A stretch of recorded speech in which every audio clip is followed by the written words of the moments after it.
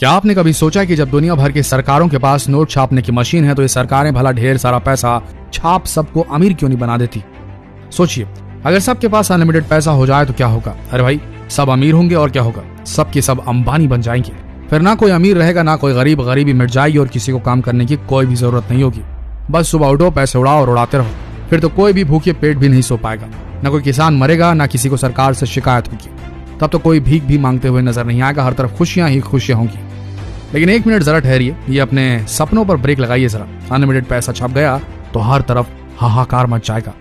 आज हम इसी सवाल से पर्दा उठाकर इसे सुलझाएंगे और इस सवाल को समझने के लिए आपके दिमाग में ये फॉर्मूला बैठ जाना जरूरी है।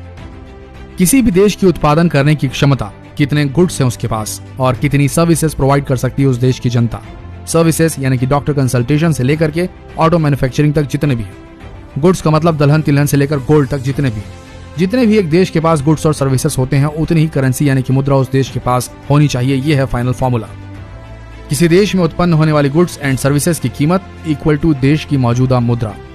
इसे थोड़ा सिंप्लीफाई करके देखें तो ये मान के चलिए कि देश अगर एक बड़ा बाजार है और वहां एक सीमित अमाउंट में गुड्स हैं यानी कि प्रोडक्ट्स हैं, तो ये मानकर चलिए उन प्रोडक्ट्स की खरीदी और बिक्री के लिए जिन टोकन्स का प्रयोग किया जाता है वो ही करेंसी है।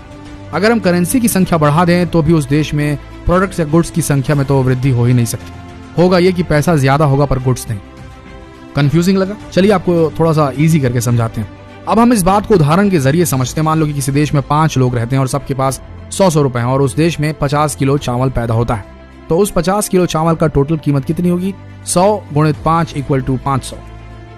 अब मान लीजिए उस देश के पास नोट छापने की मशीन है और खूब सारे नोट उन्होंने छापे और बांट दिए सब में। तो अब सबके पास अगर हजार रुपए हैं तो अब उन 50 किलो चावल का टोटल मूल्य क्या हुआ? 1000 इंटू 5 इक्वल टू 5000।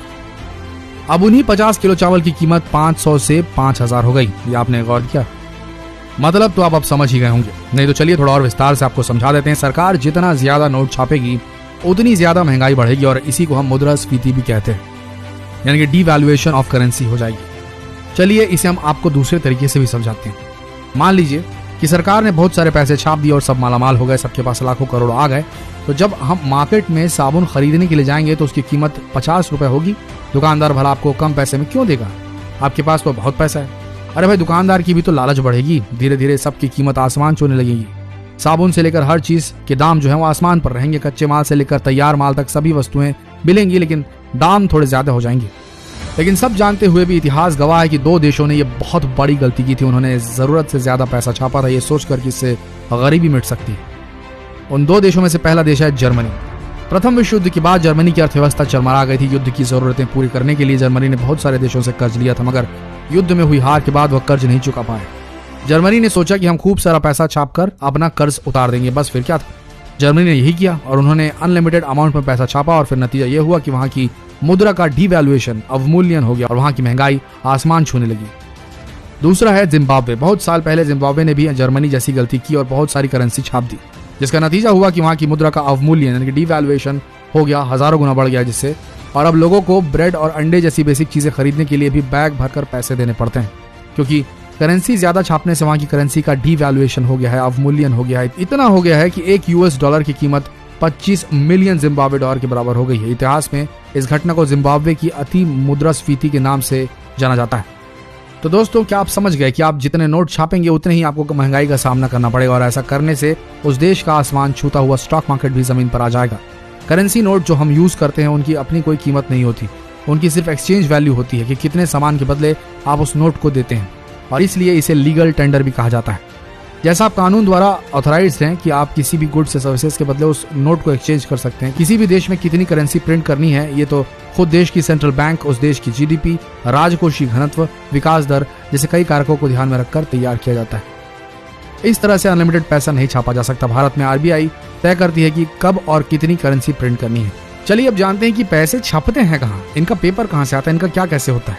तो सबसे पहला है, पैसे का पेपर कहाँ तैयार होता है। भारतीय पैसों का पेपर ज्यादातर दुनिया के 4 देशों में होता है। इन देशों में पेपर बनाने की आधुनिक मशीनें, तो चलिए जानते हैं वो कौन से देश हैं। पहला अमेरिका का पोर्टल, दूसरा फ्रांस का अर्जो विगिस, तीसरा स्वीडन और चौथा लुसेंटल पेपर फैब्रिक। हमारे देश में पैसा छापने की मशीन कहाँ है? पैसा बनाने की मशीन MP के देवास, दूसरा मैसूर, तीसरा सालबोनी, चौथा नासिक में है। देवास में नोट की स्याही और 10, 50, 500 के नोट छापे जाते हैं। मैसूर में 2000 के नोट छपते हैं। आपको बता दें कि देवास में एक साल में 265 करोड़ रुपए के नोट छपते हैं। इसके अलावा हमारे देश में एक पेपर मिल, 4 बैंक नोट प्रेस और 4 टकसाल मिल है। टकसाल मिल देश के 4 शहरों में, जिन मुंबई, हैदराबाद, कोलकाता, नोएडा शामिल है, वहां पर है। नोट छपाई के पेपर होशंगाबाद और विदेशों से इंपोर्ट किए जाते हैं। इंडियन नोट में 3 जगह का पेपर यूज होता है। पॉइंट नंबर 1, महाराष्ट्र की करेंसी नोट प्रेस CNP से आता है। और दूसरा जो आता है सोर्स, वो है ज्यादातर पेपर MP के होशंगाबाद मिल से आता है। तीसरा, कुछ पेपर विदेशों से इंपोर्ट किया जाता है। नोट बनाने में खास कॉटन से बने पेपर और खास स्याही का इस्तेमाल होता है। ये स्याही देवास के बैंक, नोट प्रेस और सिक्किम में स्विस फॉर्म यूनिट में बनती है। पैसे कैसे छापे जाते हैं? विदेश और होशंगाबाद से आए पेपर को सीमेंटन मशीन में डाला जाता है। इसके बाद इसे दूसरी मशीन, इन टैबू मशीन में डाल दिया जाता है। मशीन से निकले नोटों की शीट पर अच्छे और खराब नोटों को अलग अलग कर दिया जाता है। इसके बाद सही नोट पर नंबर डाला जाता है। नंबर डालने के बाद एक एक नोट को चेक किया जाता है। खराब नोटों का क्या करते हैं? जब नोट खराब हो जाते हैं तो उन्हें बैंक में जमा करवा दिया जाता है। बैंक उन नोटों को मुख्य कार्यालय में भेज देता है। वहाँ उनकी जांच होती है और उनकी जगह नए नोटों को छाप दिया जाता है। पैसे हम तक कैसे पहुँचते हैं? इंडियन रिजर्व बैंक के देश में 18 ऑफिसेस हैं। अहमदाबाद, बेंगलुरु, बेलापुर, चेन्नई, चंडीगढ़, भोपाल, जयपुर, हैदराबाद, गुवाहाटी, कोलकाता, कानपुर, जम्मू, मुंबई, नागपुर, पटना, तिरुवनंतपुरम, भुवनेश्वर, लखनऊ। सबसे पहले नोट इन ऑफिसेस में पहुंचते हैं। इसके बाद अलग अलग बैंकों में भेज दिए जाते हैं। तो आशा करते हैं आज आपको करेंसी से जुड़ी वो हर जानकारी मिल गई होगी जिसे आप अभी तक खोजा करते थे। आशा करते हैं वीडियो आप सबको पसंद आई होगी। इस वीडियो की जानकारी अपने तक सीमित न रखें। अपने फ्रेंड्स, फैमिली, रिलेटिव्स में इस वीडियो को शेयर करना बिल्कुल न भूलें। धन्यवाद।